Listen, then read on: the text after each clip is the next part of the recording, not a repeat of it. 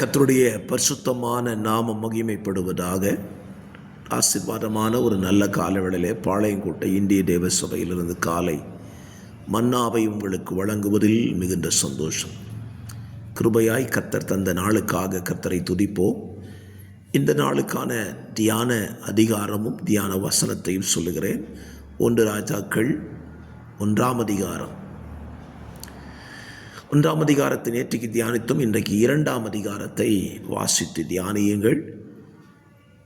தாவீதுடைய கடைசி வார்த்தைகளும் சாலமோனின் ராஜ்யபாரம் அமர்தலும் இந்த அதிகாரத்தில் எழுதப்பட்டிருக்கிறது.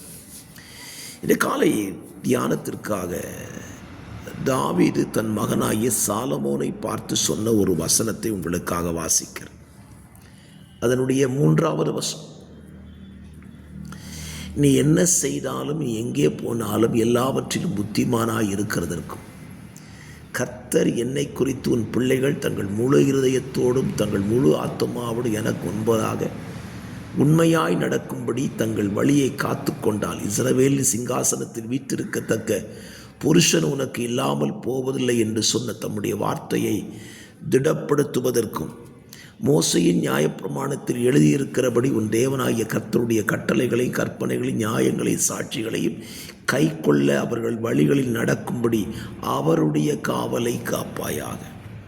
தன் மகனாகிய சாலமோன் ராஜ்யபாரத்துக்கு வந்ததினாலே அவன் கர்த்தருக்கு முன்பதாக எப்படி நடக்க வேண்டும் என்பதை அவன் தகப்பன் அவனுக்கு கற்றுக் கொடுக்கிறான்.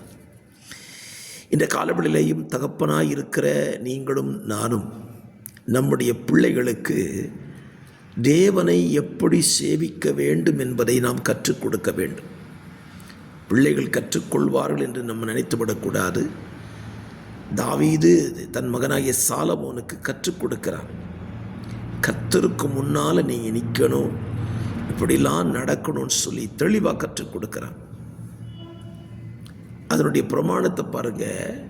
மோசையின் கட்டளைகள், கர்த்தருடைய கட்டளைகள், கற்பனைகள், நியாயங்கள், சாட்சிகளை கை கொள்ள வேண்டும், அவர் வழியில் நடக்கணும்னு சொல்லி கொடுக்குறான். ஆம், நிச்சயமாகவே இந்த சந்ததிகளுக்கு நாம் கற்றுக் கொடுக்கவில்லை என்றால் இந்த சந்ததி தேவனையே அறியாமல் போய்விடும்.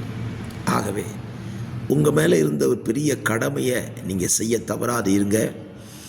உங்களுடைய சந்ததிகளுக்கு கர்த்தரை எப்படி சேவிக்க வேண்டும், கர்த்தரை எப்படி ஆராதிக்க வேண்டும், கர்த்தருக்கு பிரியமானபடி எப்படி வாழ முடியுங்கிறத கற்றுக் கொடுத்து விடுங்கள். அது உங்கள் தலைமுறையை கர்த்தர் பக்கமாய் திருப்பி விடுவதற்கு ஏதுகரமாய் அமையும்.